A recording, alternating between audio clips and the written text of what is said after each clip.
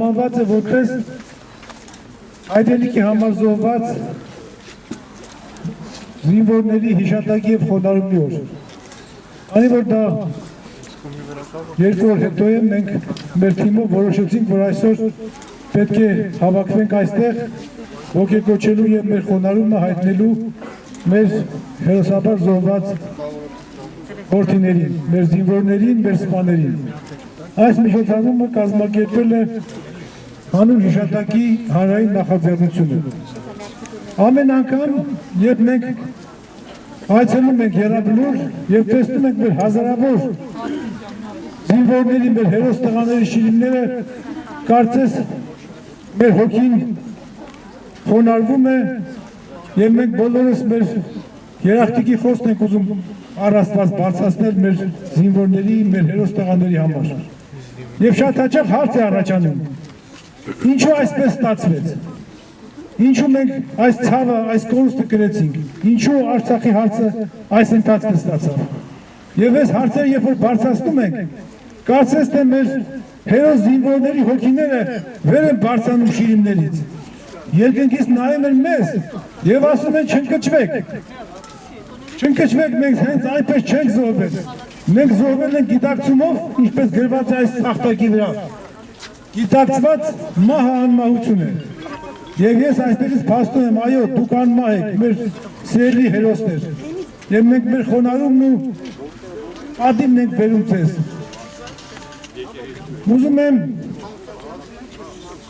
մի անկեղծ բան ասեմ, ամեն անգամ, երբ որ ես աղոթք եմ կանգնում եկեղեցում և հիշում եմ մեր հերոսներին, կարծես թե ականջիս մեջ ես պատգամն է հնչում, պատգամ, որ ուժեղ եղեք, ոտքի կանգնեք, թշնամու առաջ չկրանաք, չծնկեք, չհավատաք այն մարդկանց, ովքեր ասում են, որ դուք չեք կարող պայքարել, թշնամին ուժեղ է, չհավատաք դրանց, սա պատգամն է և հրամանը մեր զինվորների, որոնք հերոսաբար տվեցին իրենց կյանքը հանուն հայրենիքի, տվեցին, որ մենք ապրենք։ Դրա համար մենք այսօր այստեղ ենք, որպեսզի հարգենք նրանց հիշատակը։ Եվ ի պատասխան այն մարդկանց, ովքեր ասում են, թե մենք թույլ ենք, մենք պետք է թշնամու հետ պարտադրված խաղաղության գնանք, մենք պետք է զգույշ լինենք, ես կասեմ, թե ինչու մենք հզոր ենք և կարող ենք դա անել։ Կարող ենք դա չանել ավելի շուտ, կարող ենք ամուր կանգնել մեր ոտքերի վրա, հառնել ու բարձրանալ։ Ուզում հիշատակել երջանկահիշատակ Վազգեն Վեհապարի խոսքը, որ ասում է. մենք մի ժողովուրդ ենք, հավաքված Սուրբ Արարատի լանջերից շուրջ, հազարավոր տարիների վեր։ Մենք միայն այսօրվա հայությունը չէ, որ ներկայացնում ենք, այլ համայն հայության հավաքական ոգին դարերի ընթացքում։ Եվ այդ գիտակցումով էլ մենք այսօր պետք է գիտակցենք, որ մենք եղբայրներ ենք, մենք գործակիցներ ենք, մենք մարտակիցներ ենք։ Հետևաբար մենք պետք է, հարգելով մեր զոհերի հիշատակը, մենք պետք է այն հզոր տեսլականով առաջնորդենք, որ պետք է կառուցենք մեր հզոր ու անկախ Հայաստանը։ Այժմ դեմ եմ հրավիրում մեր